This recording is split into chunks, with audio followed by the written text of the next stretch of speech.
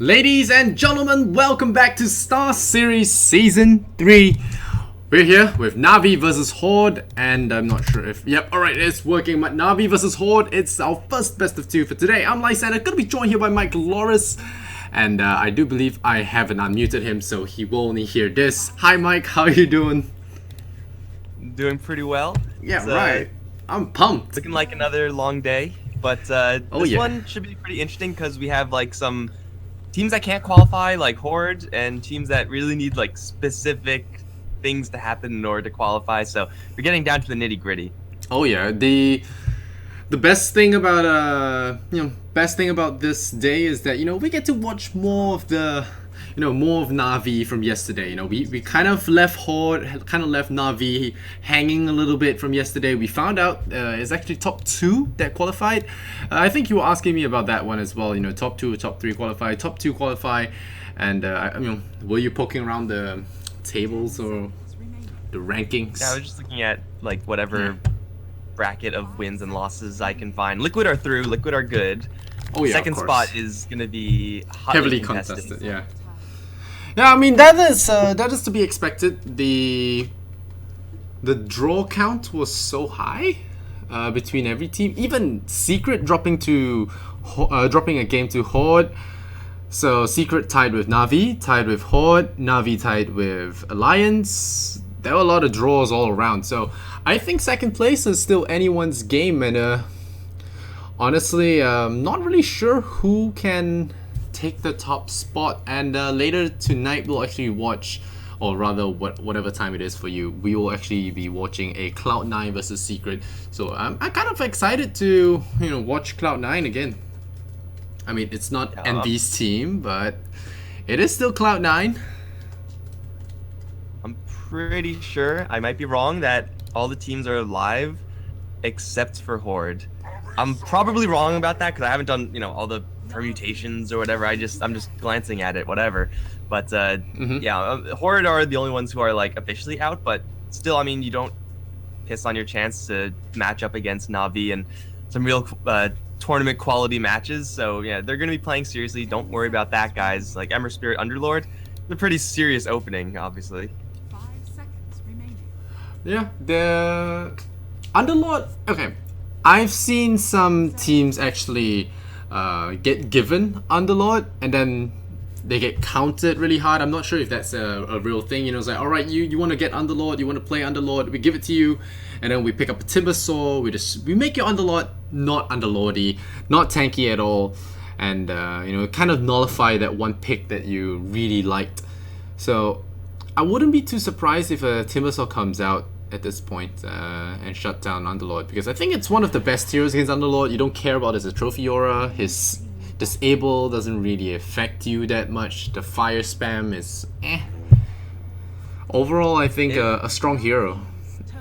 It is Punish definitely a hero Underlord, that you yeah. can use to kind of punish and first set up the bait for Underlord and then subsequently punish that Underlord. Just getting strong lanes, making sure that he's never able to get close enough to the creep wave. Juggernaut is a great start, especially with Rubik. Like that in and of itself is already a pretty good start as far as countering the Underlord is concerned. Just force him out of the lane, make him go anywhere else where he's probably not going to do a whole lot of anything. I mean, just lift and spin, and that'll get the job done.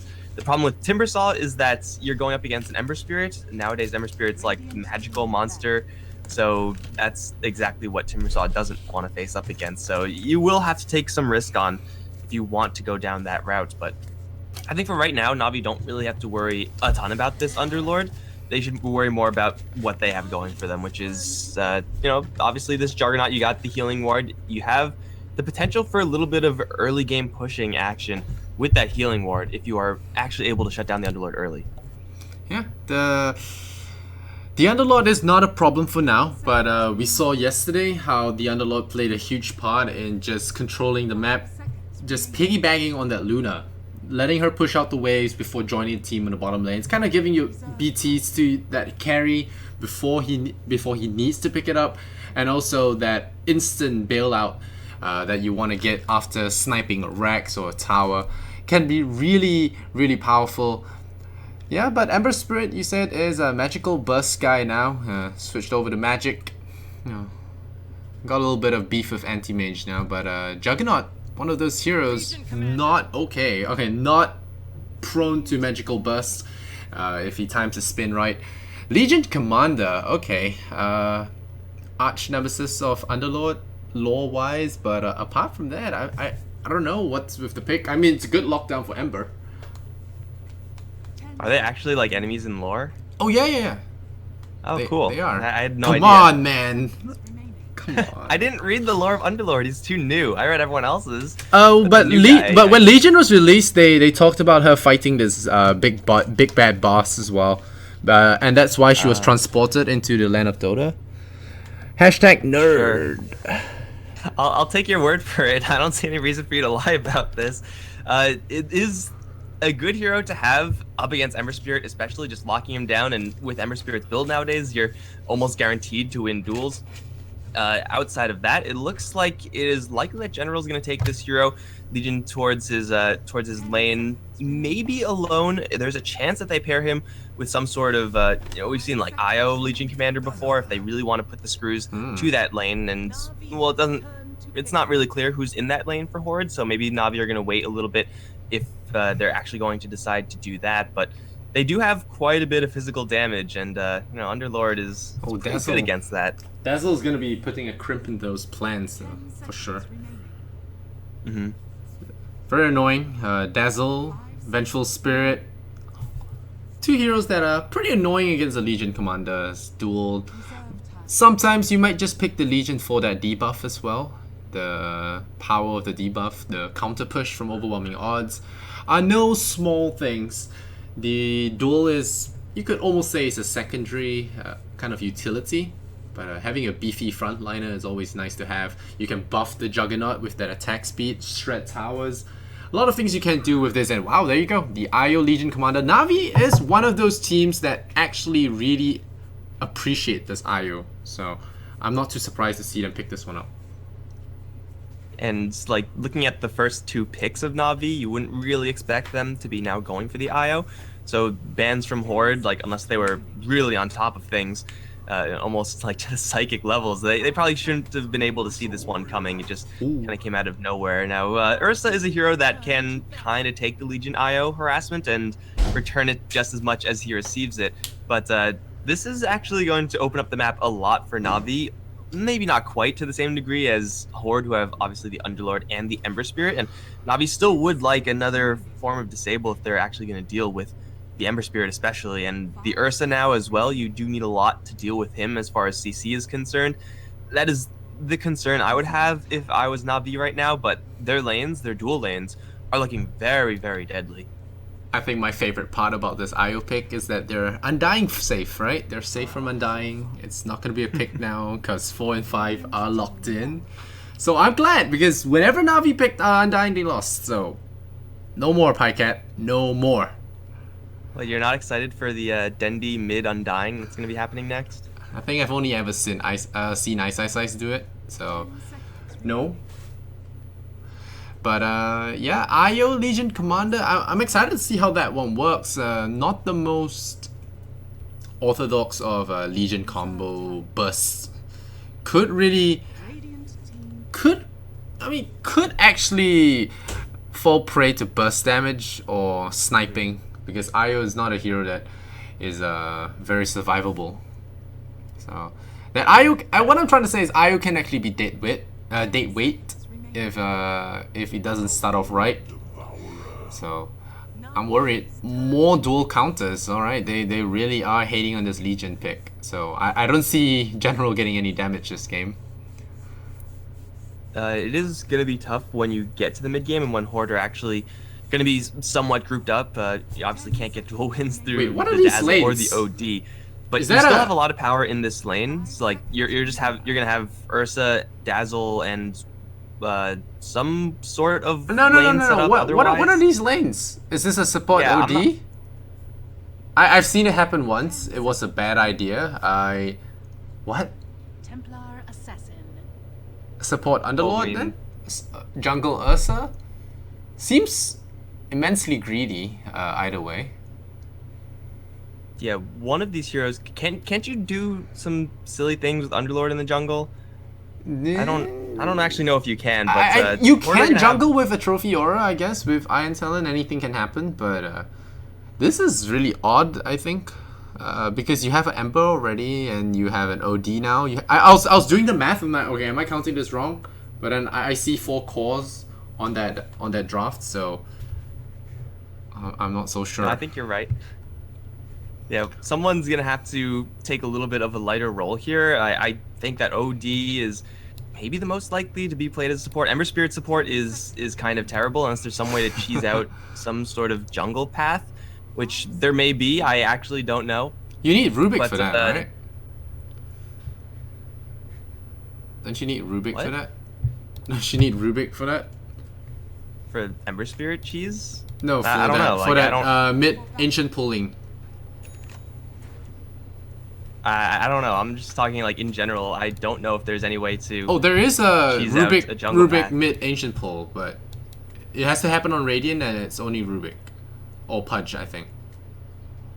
I don't know. Maybe there's some weird thing you could do with Ember Spirit. He is gonna be played by Pablo, so he is gonna prepare for some sort of supporty, cheesy jungling. I mean, you get these like narrow corridors through the trees where creeps line up single file, and you could just take them one at a time.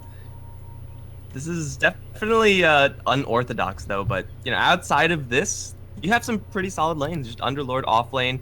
Excalibur OD is going to be facing up against TA, who will have a pretty decent time there. Can also get some help from RMN if really needed. But yeah, we'll see if they can actually punish this Ember Spirit at all, because Legion IO they can run at the Ember Spirit, but they can't ever really kill him. It's well, they might kill him before level 6, so might. It can happen. But yeah, these are weird lanes. We'll see if Horde have a plan. Gorg is the mid player as well, right? Entire camp. Isn't he their mid player? Gorg or Gorge? No, Excalibur usually goes mid unless he's they the are Ursa player. gonna Okay. swap up. I for, remember like, him playing hero Ursa the matchup last time. reasons. Yeah. All right. Yeah, just a little bit of confusion there, but yeah, ultimately we'll see how these lanes work. Ayo does have 1 CS, so I assume he got a D ward, so that's gonna be good for him. All right, how's Excalibur should have pretty decent time up against the Templar Assassin as long as he manages those traps properly, but E-Skill is gonna have to be a little bit careful. He showed off that he has Firestorm first, so yeah, Beaver is gonna be just fine. Just constantly run him down and just never stop right clicking. And if E-Skill decides to start trading hits, well, then Spin is gonna get involved. It's only a level 1 Spin, but it does quite a bit of damage for an Underlord. It pretty much forces out a salve or a couple tangos. But Underlord's still a tanky guy. Doesn't go for the aura level 1, and so he will not actually mess with Pycat's CS for a bit, because Pycat actually doesn't have Quelling Blade, so if he has that Atrophy aura, it could be a problem for Pycat to actually get the CS, because Jug does have pretty low damage. Meanwhile, General and that Io already gonna start that harassment game. Gonna pile in on RK as well as Gorge, and we'll see how that works out for them. Pablo is going to be jungling on Ember Spirit, so we'll see how that one works. It is immensely greedy, but if Ember Spirit only needs to get a Veil now to be good, I think it's something you might be able to pull off. It's not exactly Enigma levels of clearing, but he's not really in any danger because he knows exactly the heroes that are going to be ganking him. It's going to be the Legion Commander and the IO, and again, you will not be able to catch up to an Ember Spirit. Maybe they could start blocking a couple of his camps to significantly slow him down. Ake is getting body blocked. Is he going down here? Oh, they might get RMN instead. The balls come in. General Heather? nearly gets him, but is unable to. But looks like RMN will feed his life away, so that's going to be a first blood attempt botched. He will drop an Observer ward as his last act for going down, but that is not the way to play this.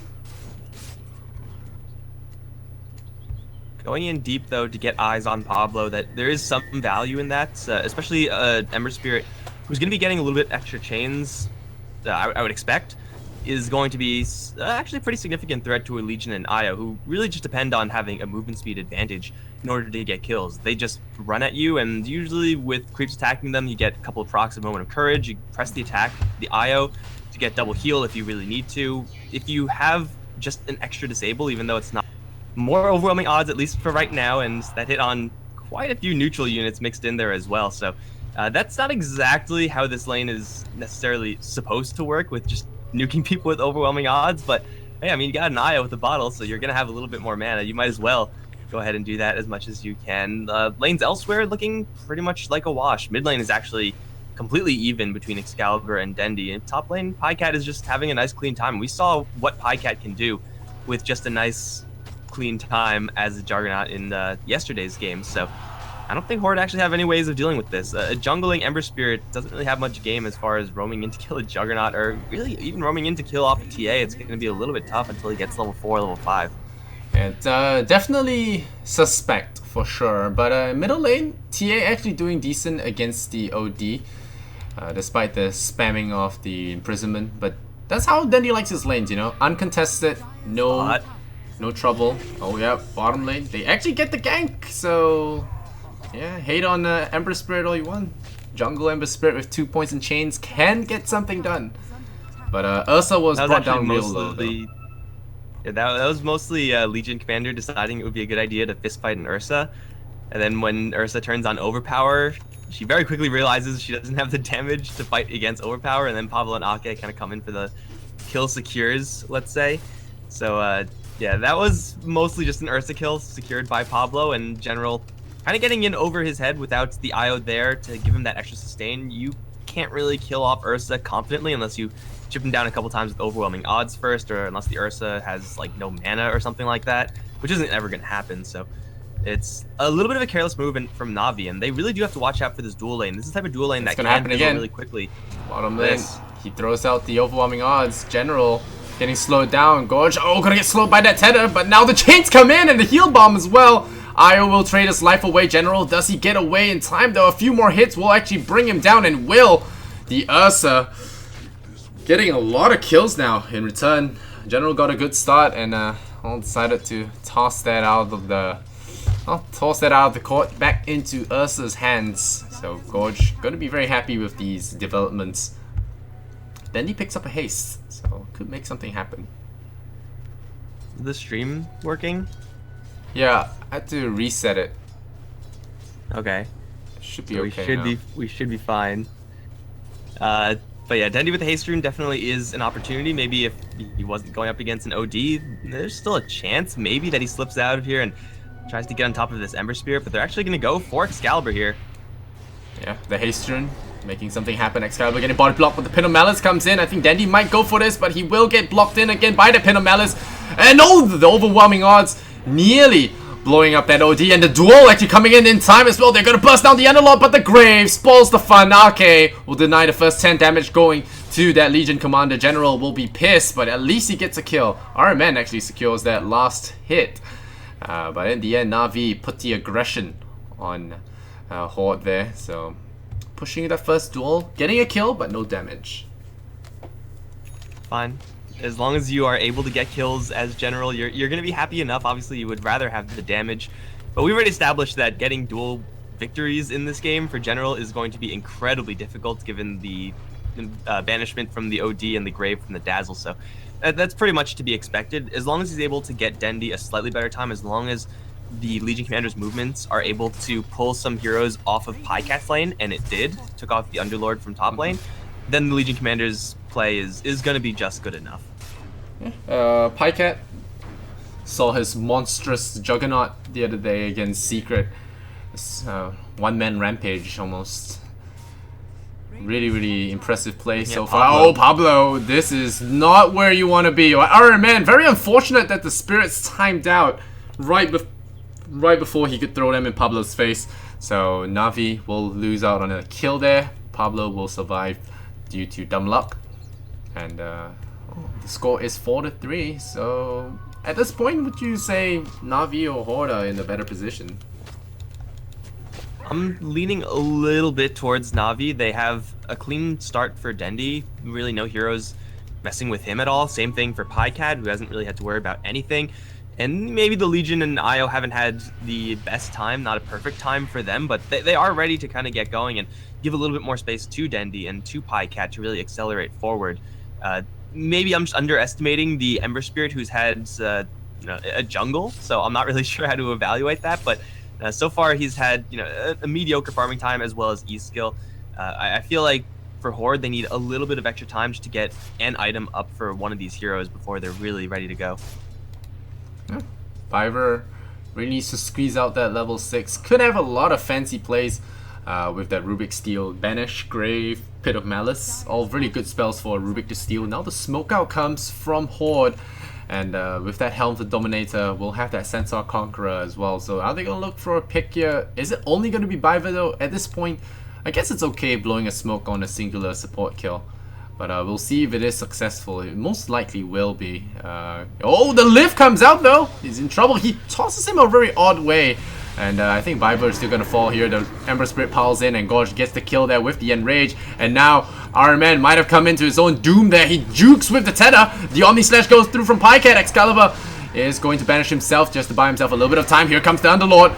Really looking for it. Oh no, General needs to duel now. He duels up the Ursa. That's 10 damage going to him. I talked about no damage going in, but he does get it. Now Arke on the run from Pycat. The Juggernaut is angry and he is going to try and get the kill there. He will actually get that kill with the Rubik's help now. And the Ancient's actually going to root the Io down, but it's not going to fall. The hasted Ember Spirit will piece out of there. Tried to go for a snipe, but in the end was not successful. Dendi will return to Ancients. And overall, a great fight for NaVi. I would gladly sacrifice my Rubik if I can get a dual win on the Legion Commander, get Pycat and Dendi both involved in that engagement, so they get the golds, or get some gold, get some experience. Yeah, you'd burn the Omni Slash, but Pycat is going to be very happy that he joined that. And for Horde, they have heroes that really need a little bit extra time to get going. Like Ember Spirit, if he was maxed out in the Flame Guard, then he could actually do some serious damage over time. But OD he's maxing out needs chains. A little bit of time in those engagements as well, and all these heroes just need a little bit of time in order to do their damage, and maybe with Ursa being the exception. But if you're going to be losing heroes and splitting up due to Omni Slash, due to Legion Commander teleporting in, and your team just naturally separating because you're diving a tier 1 tower, then you don't really have the chance to just sit there and right-click things. Yep. You look at the net worth, it's pretty even. Pycat again at the top. I think it's been a pretty healthy trend for NaVi. Pycat's always the top net worth. It's how he puts the farm to use that's going to be the issue. I think so far the games we've watched, NaVi's mid as well as carry roles have been pretty stellar. They've been very consistent. Like even when Dendi has had a couple heroes against him in lane, he still has been able to get maybe not on top of the net worth chart, but very close to the top. And for a mid player, that's really all you want. As long as he's up there in the net worth, then you should be okay with that. Got a smoke though. General, RMN, Biver, they're looking for perhaps the Underlord. Well, don't think they saw him. They definitely saw him now, or know that someone was there. They broke the smoke, but it's nighttime, here. I don't so think they don't see saw him. Yeah, it's nighttime. Yeah, they didn't see the Rubik either, so Excalibur is blind. Oh, RMN. Never mind. He pulls the wave. It's like, hey, I'm just here. I'm an illusion. Yeah, but he does a little bit too much damage. But oh, he's taking the bait though. Excalibur, hello. That is not something you want to contest with. But now Gorge going to get a stolen imprisoned land on him. There's going to be a port in here from the Underlord, and immediately the response comes in. NaVi on the retreat. There's Pycat with the spin. Doesn't really care too much about that chain from Pablo. And in the end, NaVi will disengage perfectly, getting no damage done, and Underlord will be forced to ulti to the top. So yeah, go for a tier 1 push, I think. That was actually a pretty cute move from RMN. Just like, I'm just gonna auto attack him and pretend like I'm an illusion. I mean, Excalibur was not the fault for it though. Yeah, it worked, kind of. And now he feeds. And now he's back in and dead. Yeah. So they found him with the Observer Ward. Always gotta watch out for those planted there. And well, it's gonna happen here in the bottom lane. General gonna take the time to farm, going Blade Mill first, not going for Blink Daggers. I can kind of get behind this because of how difficult it would be to win a duel even if you do get the jump. So Blade Mill kind of be that frontline tank. Could be a better option. It is a very attractive option when you're dealing with Ursa. You just kind of make yourself Ursa proof for a couple of seconds. Ember Spirit also has quite a bit of damage that is a little bit hard for him to control. OD will get there as well. Underlord, Firestorm, not the most bursty, but if you are able to return a good amount of damage, all those heroes really don't have any way of controlling who their spells actually hit. So I do like this move quite a bit from General. You don't really need like a lot of combat items necessarily, because you have the overcharge that's going to be coming up from your IO, so that can kind of fill the gaps. NaVi, they're gonna catch out a OD. He does have the banish though. He's trying to TP away from this. Not gonna happen. He banished the TA, tried to TP away, but the Mel Strike already hit, so there was a lot of damage that was coming in. There's the Legion Commander getting spotted out by that Sentry Ward. Body blocked by that Ancient as well. General is gonna fall there. Picked up that Indus Rune under the Mud Golem that was dominated, so not sure what he was thinking. Definitely had to be wary of that, but meanwhile, ES skill bottom lane gonna get caught by Pycat's Omni Slash, the spins as well as the Wisp gonna be enough to pick him off. Rubik's and Wisp has been doing a lot of work this game. For a duo that usually doesn't have that much aggressive power, yeah, they're just teaming up with the right heroes and finding heroes that are kind of all alone. They're not gonna lose this mid lane tower either. It's actually a little bit surprising that the Radiant side have this many sentries to deal with, I guess, just TA traps and whatnot. It's all over the mid lane, so NaVi didn't, or at least General, definitely didn't expect that degree of vision coverage in that lane, and is going to get a little bit punished by losing his life. 7-7 right now, but right now the farm is definitely going Navi's way. Blink Dagger's up on the Templar Assassin. She is 100% rear to go.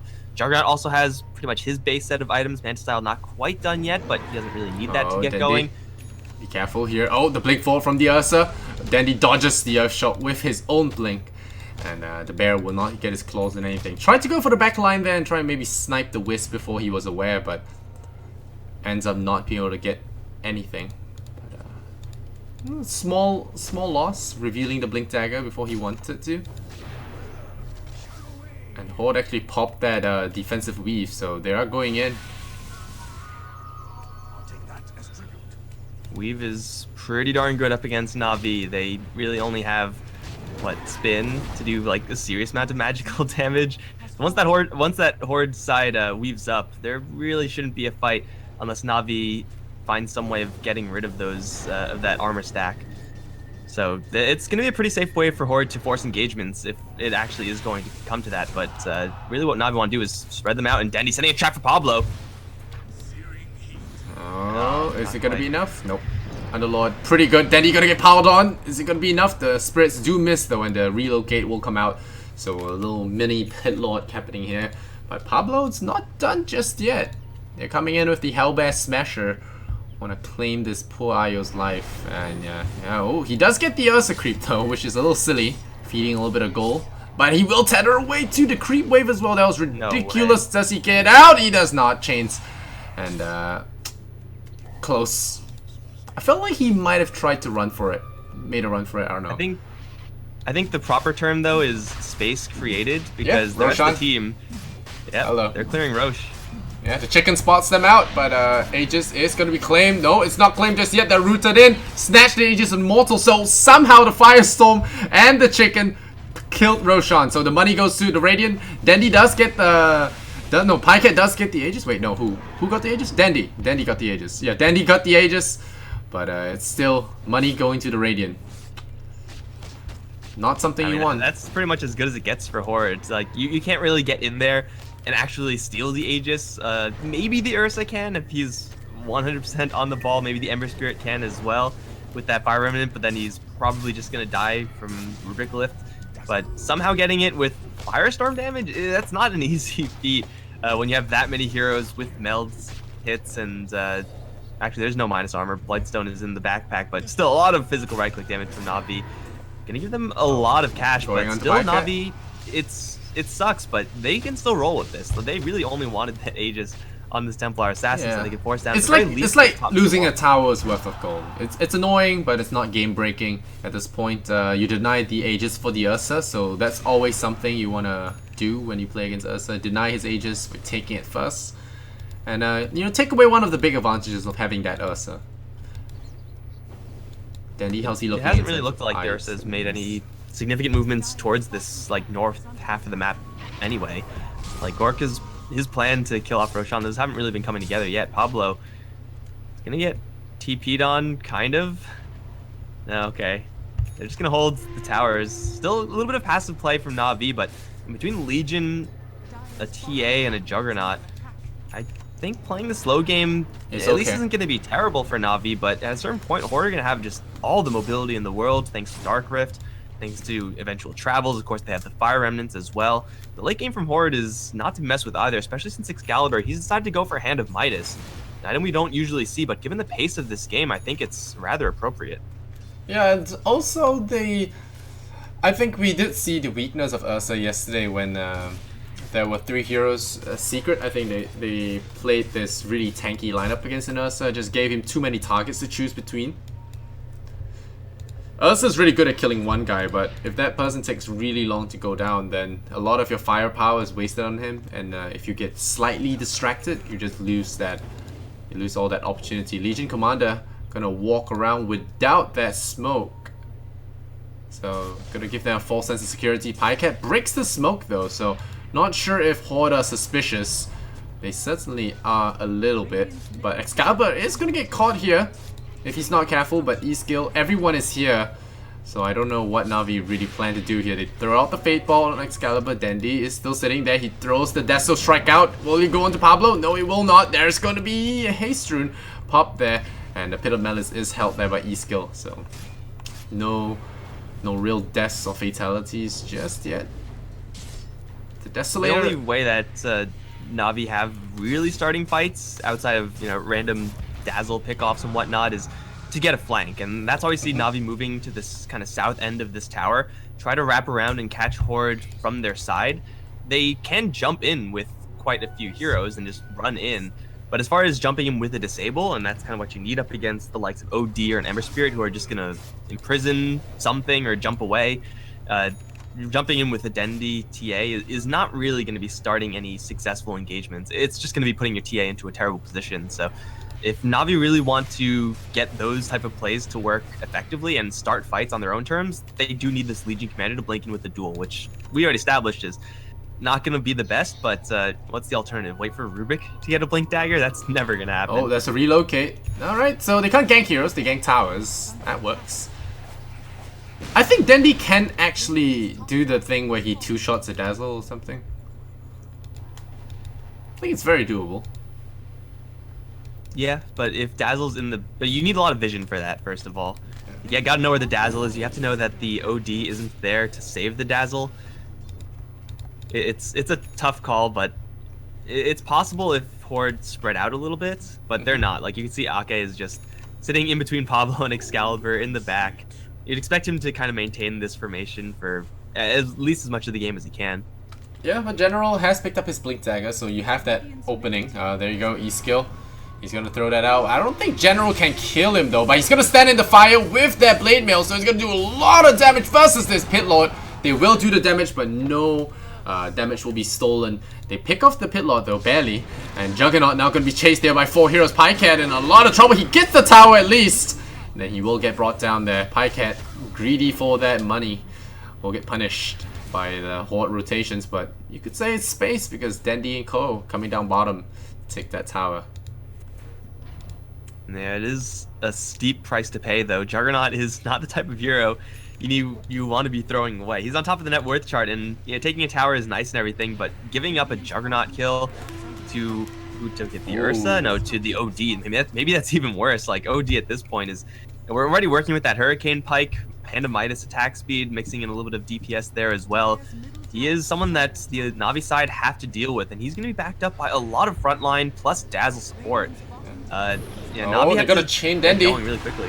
They're chaining Dendi, but this this Ember Spirit regrets his life decisions to jump on a TA even without that Aegis. Thinking he had a thing on, he pulled a fast one on Dendi, but a quick lift and a multiple of spam Deso shots does take him out. I think that's also one of the good reasons to pick that Legion Commander. The attack speed really helps out a Templar Assassin. Not used to shooting fast this early in the game, but the press the attack can helps be out the really Juggernaut good. Yeah. down the line as well. There's a lot of mixed utility that you can do with press the attack in this game. Outside of debuffing, you can drop it on your IO to get even more heal funnel into someone else. That's true, yeah. You have attack speed IO then as well, which is of course insane, the best thing in the world. But you know, you can do a lot of things with this Legion Commander, and that's why I said like getting dual victories, yeah, it's still important, but if you're not getting dual victories, you can still be very disruptive. You can still have a lot of impact. He's even gone for the plus EXP talent, so he is going to be ramping up into his future talents as well. Yep, go in for that 40 dual damage deliciousness. Right? Yeah. That's what everyone's looking not for, the, right? Not the cooldown reduction of spells that he could actually use. He wants the dual damage so that he can Excalibur lose more duels.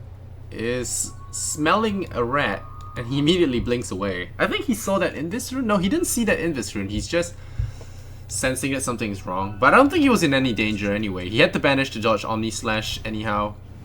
And now here comes the Ursa, pops the Overpower. Looking for a target once again. It's going to be Dendy, but it's a tough nut to crack. The banish goes out onto Pycat. He walks past the sentry ward, so the jig is up. Dendy's wards are going to get dewarded. Yeah. Lot of sentry wards in this mid lane. Sonic traps are everywhere, and well, pretty much there's a sentry ward on every single Sonic trap there. So yeah, Ake is, I'd assume, the one spending the cash here. He's gonna be kind of broke for the rest of the game. He wants to get a Ghost Scepter. I mean, meanwhile, bottom, Mr. Pablo getting punished by his own magic. Nope, not really. TP's away. Viver already used this lift, so thought he would actually get that Fire Remnant catch, but not gonna be the case here. And E-Skill TP'd up top, trying to clear out this incoming push here from the Dire.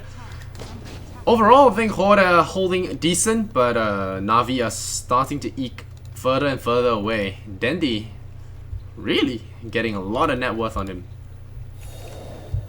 This OD though is about to hit critical mass. We haven't really seen a lot from Excalibur just yet.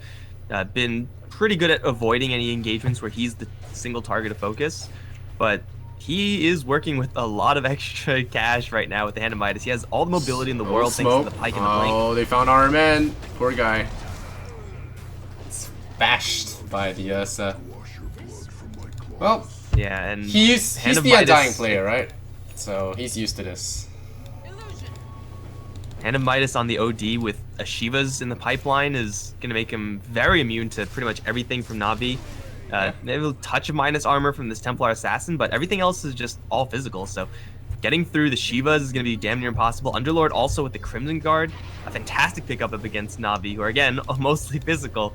As long as Horde just spec out their items as far as evasion is concerned, raw armor is concerned, then NaVi's DPS is going to fall short. And I think because of that, NaVi really have to find themselves a couple more aggressive opportunities here. They have to take Roche into at least a couple tier 2s. Oh, Dendy is gonna show himself. And do they try and go make an attempt on his life? I wonder if they do any of their ninja scans again. They did scan yesterday for Pylite Eye, so we'll see if that works this time around. They don't know if anyone's here. Now they definitely do. Oh. Yeah, they try and kill Dendy, but Dendy ain't having any of that. A lot of the Ursa hits will be wasted on Refraction as well, actually.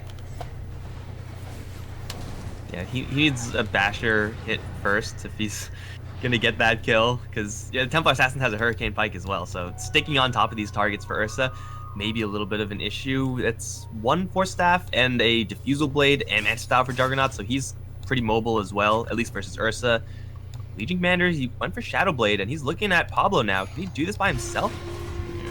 Maybe. The Ember Spirit is burning himself down, but oh, here comes the Spall Fun. Oh no, our man gets hit by the balls, and now he's gonna be piecing away. 5 seconds to go. They have that, well, they have that escape, but Excalibur, thinking that he has saved his buddies in the end, gets the turnaround on himself, but he does get the banish away. Dendy gonna get Hurricane Pike. Nope, he's gonna hide in the melt. He actually does dodge a lot of the hits there. Gorge picking off heroes at the back lines there, and Dendy does blink himself to safety. Thankfully, able to dodge those hits there in the melt, but Excalibur had a little bit of a heart attack there. Thought he had a counter initiate going, then nearly died, and then rescued by his team.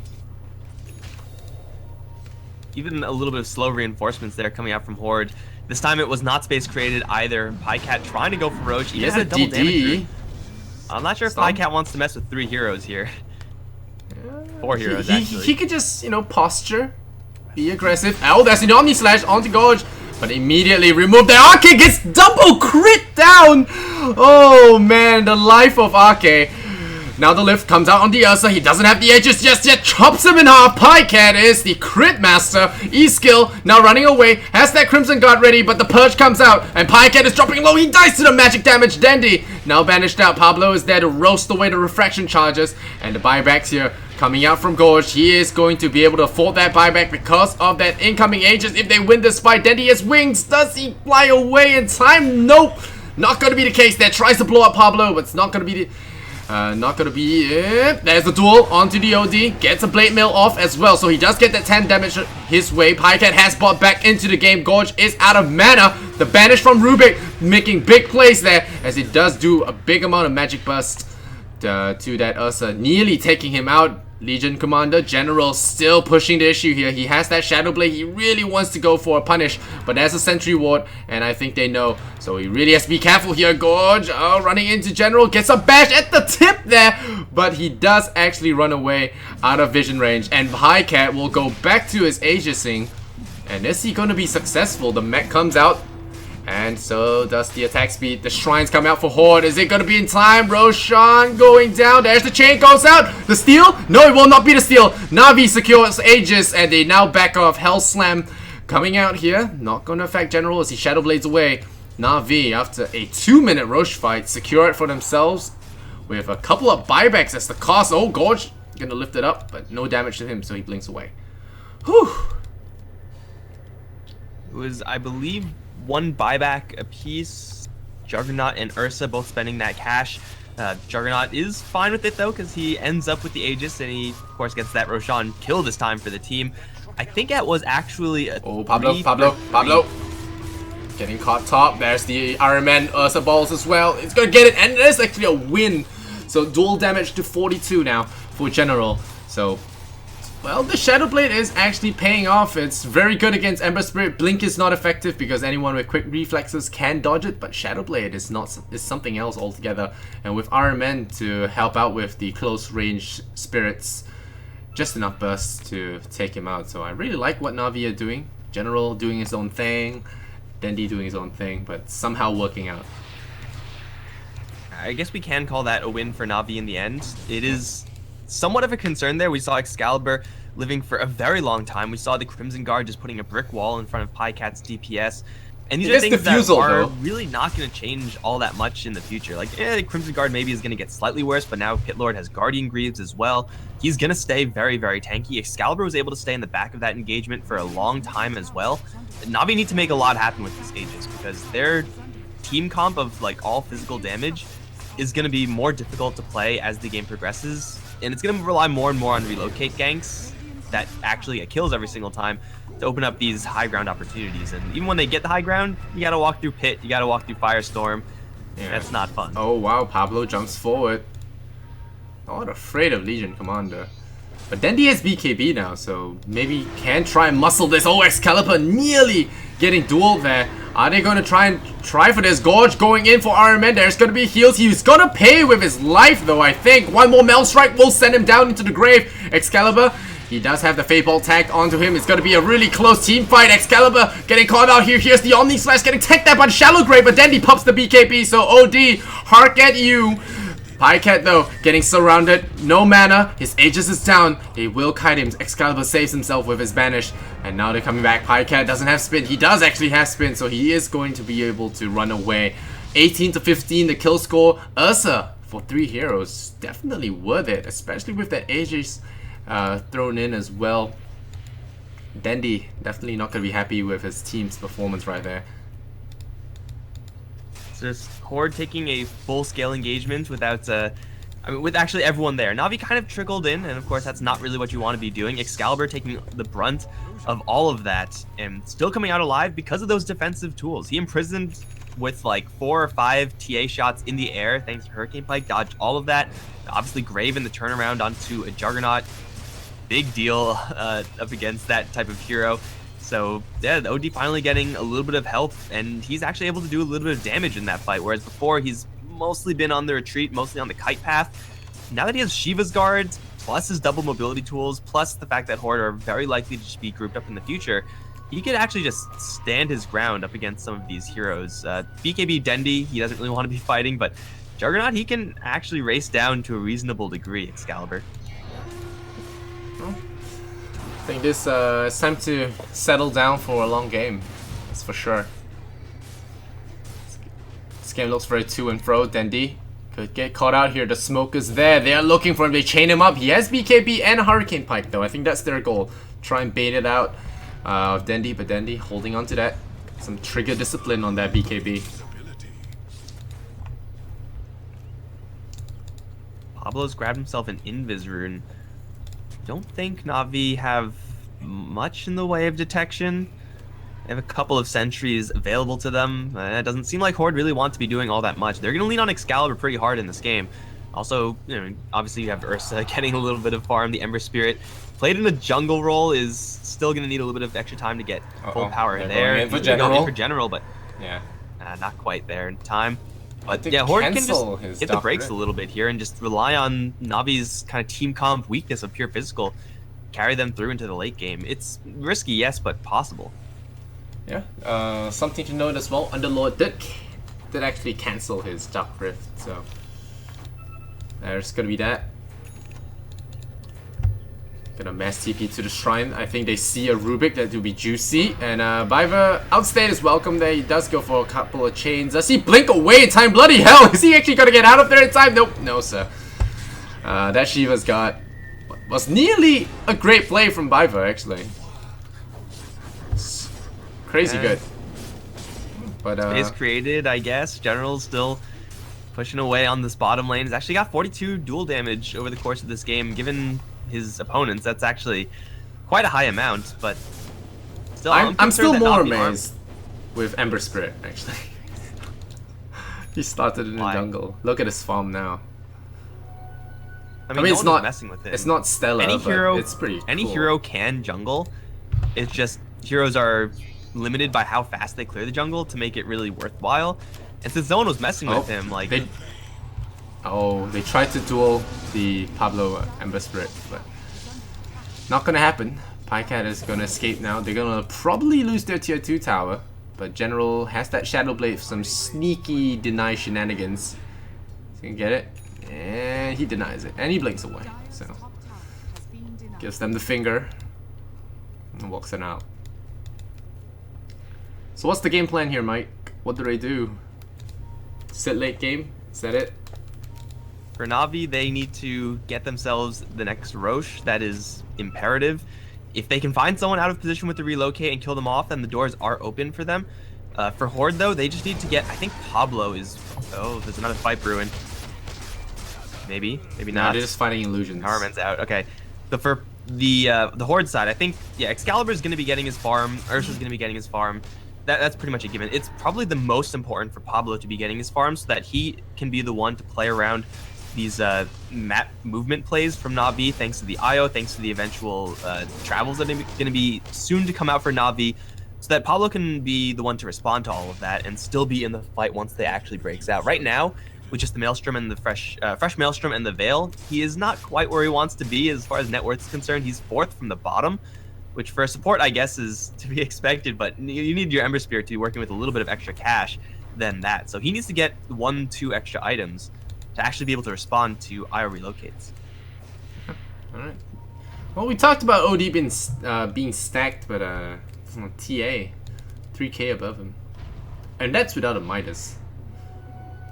Yeah, I was just checking TA's talent tree. No gold or anything. It's just Dendi being very diligent with the ancient timings. Just getting a lot of farm on the board. He nearly has that Daedalus. Do you think he goes for Bloodthorn here?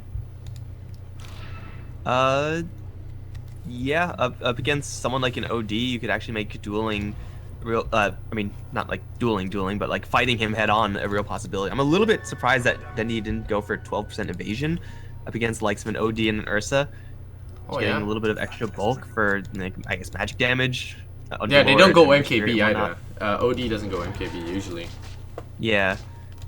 I think that could have been a pretty high value talent pick, but it's probably not going to make a huge difference in the grand scheme of things.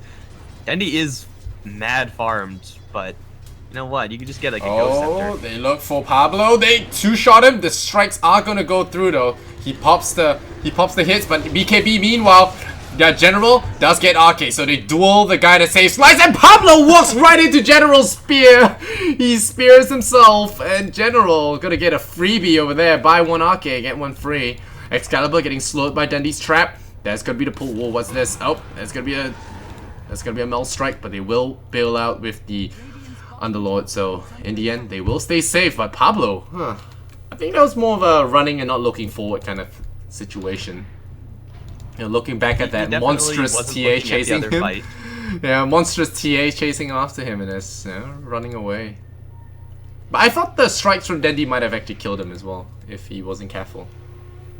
It did a lot of damage though. I mean, Ember Spirit's tankiness is limited to a Veil of Discord worth of armor and strength. It's not exactly a really bulky hero. So there you go. I feel like even though I keep on like talking about how Horde are working with a super free farmed OD, a really powerful Ursa at this stage, and Ember Spirit scale into the late game. Yeah, I feel like OD is useless against BKB. Better. OD is useless against BKB. Like his There's one BKB right now.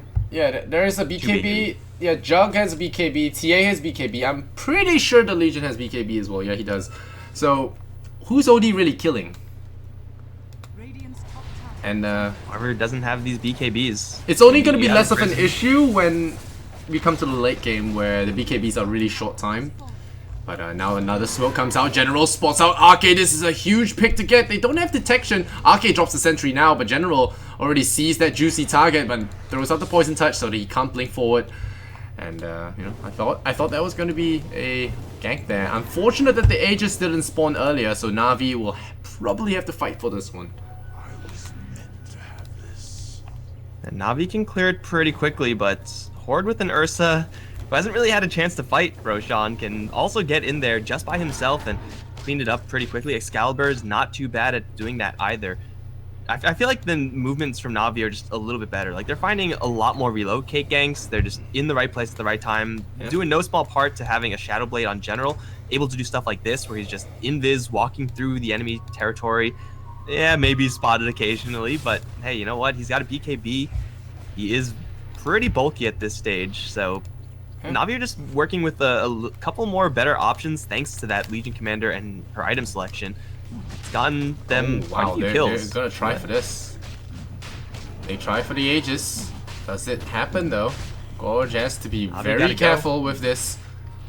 Yeah, Navi spotted out. General is actually spotted out. He does that BKB now. Gorge jumps in onto him. The Atos is there. The Abyssal Blade lands onto Gorge. So General is actually going to be in a lot of trouble there as he gets pummeled down right away. Do Navi get a trade in return? It's not going to be the case here. Biver in trouble. He does have Ghost Scepter. He's going to try and bail. The banish comes out. I don't think Rubik is going to escape this one. That's a self-banish though. No, that's a self-banish. So he actually does. But the Atos is there. The Fate Ball comes out. The lift as well. The Rubik is going to drop, and that's a gem on the ground as well. Horde is definitely going to like this one. The sentry coverage, once again from RK, impeccable. And, well, it will get punished walking under that detection radius. Of course that happens as soon as I say Navi has better movement. They separate a little bit too much. Rubik gets left behind. Legion Commander thinks she's safe to go in, but she doesn't know that she was under vision the entire time. Kind of walks into her own demise. That's pretty rough. Cheese and Aegis for Excalibur. It's gonna be very tough to bring him down. And I think Horde are starting to power through the Navi BKBs. Dendi's is still at 9 though, and Jug and Dendi are still at 9. Legion's at 8, so it's still a little bit more before the BKBs become a smaller or less, a lesser concern. But right now they're doing this the famous 3, 2, 1. Do they get out in time? 1. Oh no, he's Taxi out. Actually dies, so Pycat is in a lot of trouble. Pops that BKB. He doesn't even have a TP, so how are you gonna run? Oh no, Pycat could turn around with an Omni Slash, but nope. Nah. That was really bad. Yeah, they got a little bit of damage. I'm gonna assume they did all that damage right then. 600 damage to a tier 3. Denny's look, gonna try to do Denny. something very similar, and it looks like he's not gonna be punished. Oh, wow. He's actually gonna bring down this tower. This Rex is gone, actually. Okay. Yeah, where is everybody? Oh, no, Denny finished the job. Wolf Okay, the wolf got it. No, actually, that's Pycat's wolf doing the job. Look at that. Go, doggy. Sick 'em. Oh, General comes in with the bait. Gets the Underlord. No, Underlord's not the one you want, but I think Dendy is going to come in and finish off this building. General. Yeah, they're going to go in. They're going to trade top lane, though. Have to be careful here. Horde are looking for the trade, and do they get the kill? The Atos flies out. Is it going to be enough? The glyph is forced. Biver is there, lifts up the sub. There's going to be a banish here on the Rubik. Is it a stolen one? No, it's not a stolen one. He has another one if he can't banish himself. Nope, tries to banish the Rubik. He's going to banish himself. There you go. Then he comes in. He has that BKB4 fight, though, but he gets instantly bashed by the Ursa Warrior. That's a problem, as always. Rubik gonna get brought down. 5 men wailing on this, and another first hit bash here. Dendy with that BKB, now vulnerable to magic. The OD is gonna smile and shake his hand, rub his hands together. General gonna come back here, blink away. Dendy has buyback, but really doesn't want to use this. Biver has used his buyback. He is probably gonna die again. He banishes himself, buys himself another 4 seconds. Will he blink away in time? No, he does not. The firestorm underneath roast him alive, and he will actually not get out here in time. General, oh no, getting bashed here by the Ursa. The Abyssal Blade is dead. General's down. He does have the buyback, though. I'm not sure why he was lingering. And it looks like Horde just wanted to end the game right there and then. NaVi, if they want to hold this, they have to buy back right now. But there is still ages in cheese. Pycat goes in with the Omni Slash. There's the duel. They find RK, but immediately banish Excalibur, ruining the fun there for the Legion Commander. They do get the pin lock, but no, the Grave is dead. The triple kill from Excalibur pretty much just sealed the game there. Pycat will run, but it's GG as General taps out. 2 minutes to Aegis respawn, but it doesn't matter. Pycat, does he survive before the throne goes down? Yes, he does, but still a small win there as NaVi fall in game number 1 to Horde. More ties coming. That was such a huge choke by NaVi. More ties. Okay, so here's what happened, right? Like, they lose the IO and Pycat top lane, and with all their brute force physical damage, they're able to take down bot Raxes. From there on out, if they just reconsolidate their forces, and then just make a big, 5-on-5 play versus Horde, they have a decent shot.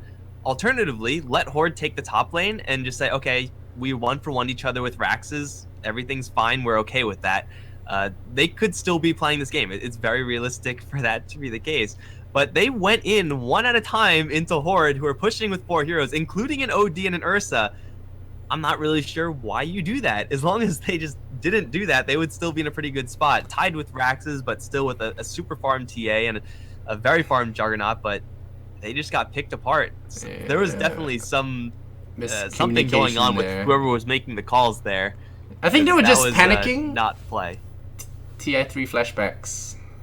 But yeah, I think there was a lot of panicking. General didn't really seem to know what was his role there. Stood around getting caught. I'm watching their stream now. General was trying to edge on the outside of the fight, maybe bait them in, but not far enough. So Ursa went in and bashed him on the head and took him out. And that's the problem with the Ursa. You can't go. He's just really good at picking on one guy, and NaVi, like you said, they go in one by one. They just feed themselves over the Horde, and Horde get an easy win. I thought this was going to go to an hour because it looked stalematey. But in the end, Horde will take 1-0 lead over NaVi here. I think NaVi just needed someone to say, okay, everyone fall back, or okay, everyone fight. But no one said that, and then they were all not sure what to do. Alright. Well, that is definitely a shame, but Dendy, we'll look for a better game for him. I think he was pretty happy the Rexes, but in the end, not being able to turn that into an advantage in the end. And Horde, well, congrats to them. They win 1 game. It's definitely a point they will need. Did you say they're guaranteed out? No, right? Yeah, Horde are locked out. I think this loss may have locked out NaVi, but I'm not sure. All right, we'll check the standings and get back to you guys. But for now, it's 1-0 NaVi. Do they equalize, or do they stay 2-0'd? Remains to be seen. I'm Lysander. This is Mike. We'll be right back with game number 2. Stay with us. It's Star Series Season 3. Thanks for watching.